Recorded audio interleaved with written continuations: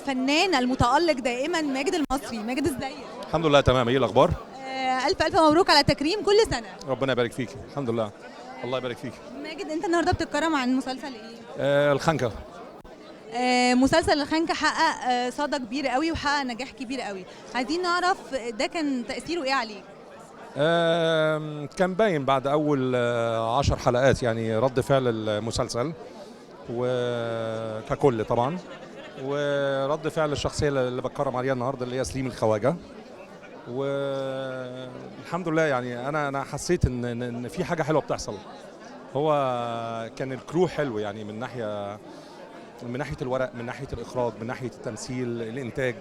فكان في زي ما بيقولوا بالبلدي كده قرفه المسلسل حلوه.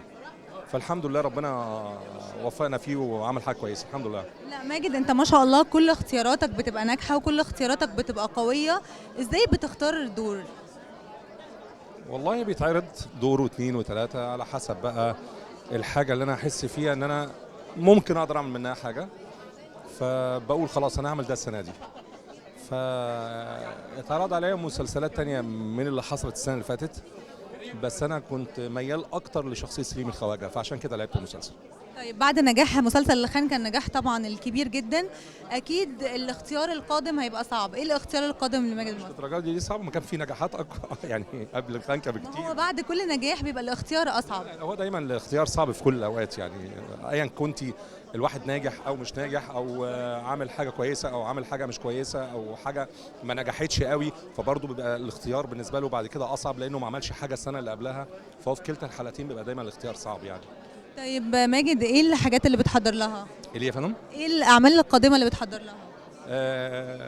في عندي فيلم وعندي فيلم بره مصر، فبس ده اللي مشغول فيه حاليا يعني. طيب جايزه مهرجان القنوات الفضائيه بتمثل لك ايه؟ دي تاني سنه على توالي الحمد لله بيكرموني السنه دي، فبشكرهم طبعا.